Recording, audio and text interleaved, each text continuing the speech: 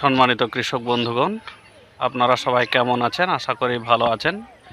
Agriculture বিউটিজের পক্ষ থেকে আপনাদেরকে আবারও আন্তরিক শুভেচ্ছা ও অভিনন্দন জানাচ্ছি। কৃষিক্ষেত্রের যে বৈচিত্র্য, কৃষিক্ষেত্রে যে বিভিন্নতা, কৃষিক্ষেত্রে যে আধুনিকতার ছোঁয়া, অর্থাৎ কৃষিতে যে বিবর্তন বা পরিবর্তন, সেই সম্পর্কিত ভিডিও নিয়ে নিয়মিত এই চ্যানেলে আপলোড করা হয়। তো আশা করি আপনারা আমার চ্যানেলের সাথে থাকবেন। তো আজকে যে বিষয়টা নিয়ে কথা বলবো সেটা আপনারা নিশ্চয় বুঝেছেন যে আমার পিছনে যে জমিটাতে দেখতে পাচ্ছেন যে এখানে মাচা করে এক ধরনের সবজি চাষ করা হয়েছে। যে সবজিটা আমরা আমাদের অনেকেরই প্রিয় সবজি এবং প্রিয় খাদ্য হিসেবে আমরা গ্রহণ করে থাকি। তো আপনারা নিশ্চয়ই বুঝেছেন যে যে সবজিটার কথা বলছি সেটা হচ্ছে মূলত করলা। এই করলা মূলত অত্যন্ত একটা পুষ্টিগুণ সম্পন্ন একটা সবজি। এই সবজিটা মূলত আমরা অনেকেই নিয়মিত খেয়ে থাকি এবং এই করলাটা মূলত অনেকের জন্য, স্বাস্থ্যের জন্য অনেক উপকারী এক ধরনের সবজি। বিশেষ করে যাদের প্রেশার আছে বা ডায়াবেটিস আছে, এই ধরনের রোগীদের জন্য এই করলা অত্যন্ত গুরুত্বপূর্ণ একটা সবজি। তো এই করলা কিভাবে চাষ করা হয় এবং করলাতে বিভিন্ন ধরনের কীটনাশক কোন সময় কখন প্রয়োগ করতে হয় এবং কি কি প্রয়োগ করতে হয় সে সম্পর্কিত ভিডিও নিয়ে কথা বলবো আজকে। তো তাহলে চলুন আমরা মূল ভিডিওতে যাওয়া যাক এবং করলা কিভাবে চাষ করতে হয়, করলার চাষ পদ্ধতি নিয়ে আজকে কথা বলবো।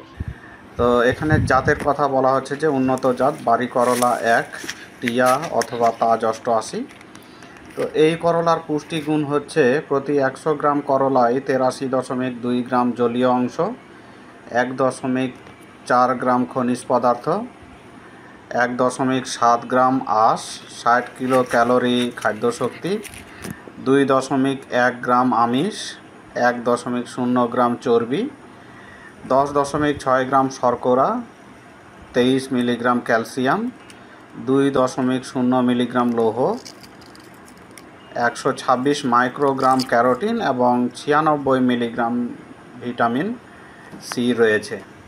বপনের সময় অর্থাৎ যে সময়ে সেই করলাটি আপনি বপন করবেন সেটা হচ্ছে ফেব্রুয়ারি থেকে মার্চ মাসে বা বাংলা ফাল্গুন এবং চৈত্র মাসে এটা আপনি বপন করতে পারবেন। সময় হচ্ছে যে চাষ পদ্ধতি কিভাবে আপনি চাষ করবেন। বীজ বপন পদ্ধতি, বীজ পলিথিনেও বোনা যায়, আবার সরাসরি বেডে বা মাদায় বোনা যায়। পলিব্যাগ বা মাদায় কমপক্ষে 2টি করে বীজ বপন করতে হবে। বীজ বপনের আগে 24 ঘন্টা ভিজিয়ে রাখলে তাড়াতাড়ি অঙ্কুরিত হয়। জমি তৈরি অর্থাৎ বীজ বপনের আগে আমাদেরকে জমি তৈরি করতে হয়। তো জমি তৈরি ও চারা রোপণ পদ্ধতি, বেডের প্রশস্ততা 3.25 ফুট ও 2 বেডের মাঝে 2 ফুট নালা থাকবে। 15 থেকে 20 দিনের চারা রোপণ করা যায়।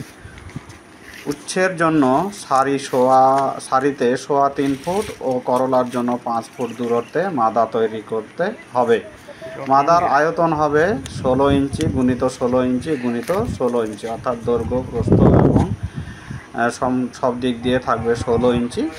মাদা তৈরির 10 দিন পূর্বে সার প্রয়োগ করে গর্ত ঢেকে রাখতে হবে। বীজের পরিমাণ, জাত ভেদে শতক প্রতি 24 থেকে 28 গ্রাম বীজ প্রয়োজন হবে। তারপরে আসছে সার ব্যবস্থাপনা। সারের নাম শতক প্রতি সার যেটা আপনি প্রয়োগ করবেন সেটা হচ্ছে কম্পোস্ট 80 কেজি, ইউরিয়া 70 গ্রাম, টিএসপি 700 গ্রাম, পটাশ 600 গ্রাম, বোরন 40 গ্রাম, দস্তা 50 গ্রাম, জিপসাম 400 গ্রাম এবং ম্যাগনেসিয়াম হচ্ছে 50 গ্রাম হারে শতক প্রতি হিসেব করে সেই সারগুলো প্রয়োগ করবেন। 20 কেজি গোবর, অর্ধেক টিএসপি ও 200 গ্রাম পটাশ, সমুদয় জিপসাম, দস্তা, বোরন জমি তৈরির সময় মাটিতে প্রয়োগ করতে হবে। অবশিষ্ট গোবর মাদা প্রতি 5 কেজি, টিএসপি মাদা প্রতি 30 গ্রাম, 200 গ্রাম পটাশ মাদা প্রতি 200 গ্রাম, সমুদয় ম্যাগনেসিয়াম মাদা প্রতি 5 গ্রাম। চারা রোপণের 7 থেকে 10 দিন পূর্বে প্রয়োগ করতে হবে। চারা রোপণের 10 থেকে 15 দিন পর প্রথমবার 200 গ্রাম ইউরিয়া এবং 200 গ্রাম পটাশ মাদা প্রতি 15 গ্রাম। 30 থেকে 35 দিন পর দ্বিতীয়বার, 55 থেকে 55 দিন পর তৃতীয়বার, 200 গ্রাম করে ইউরিয়া মাদা প্রতি 15 গ্রাম হারে প্রয়োগ করতে হবে। চারা রোপণের 70 থেকে 75 দিন পর 100 গ্রাম ইউরিয়া মাদা প্রতি 15 গ্রাম প্রয়োগ করতে হবে। মাদায় চারা রোপণের পূর্বে সার দেওয়ার পর পানি দিয়ে মাদার মাটি ভালোভাবে ভিজিয়ে দিতে হবে। অতঃপর মাটিতে জো এলে 7 থেকে 10 দিন পর চারা রোপণ করতে হবে। সেচ প্রয়োজন হলে সেচ প্রদান করতে হবে। প্রাথমিক অবস্থায় পানির অভাবে বৃদ্ধি ব্যাহত হয়। ফুল আসার সময় পানির অভাব হলে ফুল ঝরে যায়। সেচের পর মাটির চটা ভেঙে দিতে হবে। জুন জুলাই মাসে বৃষ্টি শুরু হলে সেচের প্রয়োজন থাকে না, তবে এ সময় পানি নিষ্কাশনের একটা ব্যবস্থা রাখতে হবে। আগাছা নিয়মিত জমি পর্যবেক্ষণ করতে হবে। সেচ ও সার দেওয়ার পর জো আসা মাত্র নিড়ানি দিয়ে আগাছা বাছাই করে ফেলতে হবে। গাছ খুব ঘন থাকলে পাতলা করে দিতে হবে। নিড়ানি দিয়ে জমির আগাছা পরিষ্কার করে গাছের যে গোড়া সেটা পরিষ্কার রাখতে হবে। আবহাওয়া ও দুর্যোগ অতিবৃষ্টির কারণে জমিতে পানি বেশি জমে গেলে নালা তৈরি করে তাড়াতাড়ি পানি সরানোর একটা ব্যবস্থা করতে হবে। পোকামাকড় করলার কাঁঠালে পোকা বা সাইপারমেথ্রিন জাতীয় বালাইনাশক যেমন কট বা ম্যাজিক 10 মিলি 10 লিটার হারে পানিতে মিশিয়ে সকালের পরে সাজের দিকে স্প্রে করুন। স্প্রের পূর্বে খাবারযোগ্য লতা বা ফল পেড়ে নিন। জাপ পোকা সাদা রঙের আঠালো ফাঁদ ব্যবহার করুন।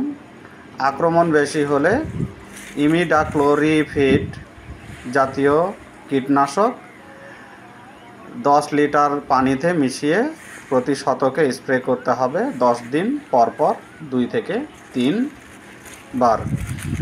ফলের মাছি পোকা সাইপারমেথ্রিন জাতীয় কীটনাশক যেমন ওস্তাদ 20 মিলিলিটার অথবা ম্যাজিক অথবা কট 10 মিলিলিটার প্রতি 10 লিটার পানিতে মিশিয়ে প্রতি 5 শতকে স্প্রে করতে হবে 10 থেকে 12 দিন পর পর 2 থেকে 3 বার। রোগবালাই ডাউনি মিলডিউ রোগ ম্যানকোজেব জাতীয় ছত্রাকনাশক যেমন রিডোমিল গোল্ড 10 লিটার পানিতে 2 গ্রাম মিশিয়ে 10 থেকে 12 দিন পর পর 2 থেকে 3 বার স্প্রে করা যেতে পারে। পাতা কোঁকড়ানো রোগ জমিতে বাহক পোকা দমনের জন্য ইমিডাক্লোরিপ্রিড জাতীয় কীটনাশক যেমন এডমায়ার অথবা টিডো 10 মিলি 2 মুখ 10 লিটার পানিতে মিশিয়ে প্রতি 5 শতকে স্প্রে করতে হবে। মোজাইক ভাইরাস রোগ জমিতে সাদা মাছি দেখা গেলে বাহক পোকা অর্থাৎ ইমিডাক্লোরোপ্রিড জাতীয় কীটনাশক যেমন অ্যাডমায়ার অথবা টিডো 10 মিলি 2 মুখ অথবা 10 লিটার পানিতে মিশিয়ে প্রতি 5 শতকে স্প্রে করতে হবে। সতর্কতা বালাইনাশক বা কীটনাশক ব্যবহারের আগে বোতল বা প্যাকেটের গায়ে লেবেল ভালো করে পড়ুন এবং নির্দেশাবলী মেনে চলুন। ব্যবহারের সময় নিরাপত্তা পোশাক পরিধান করুন। ব্যবহারের সময় ধূমপান বা পানাহার করা যাবে না। বালাইনাশক ছিটানো জমির পানি যাতে মুক্ত জলাশয়ে না যেতে পারে তা লক্ষ্য রাখুন। বালাইনাশক প্রয়োগ করা জমির ফসল কমপক্ষে 7 থেকে 15 দিন পর বাজারজাত করুন। বালাইনাশক কীটনাশক ব্যবহারের সময় নিরাপত্তা পোশাক পরিধান করুন। ব্যবহারের সময় ধূমপান এবং পানাহার করা যাবে না। তারপরে ফল জাতভেদে শতক প্রতি ফলন 80 থেকে 100 কেজি। তো এইভাবে মূলত আমরা আমাদের করলার চাষ করতে পারি। তো এই ছিল আজকের ভিডিওটি। ধন্যবাদ সবাইকে।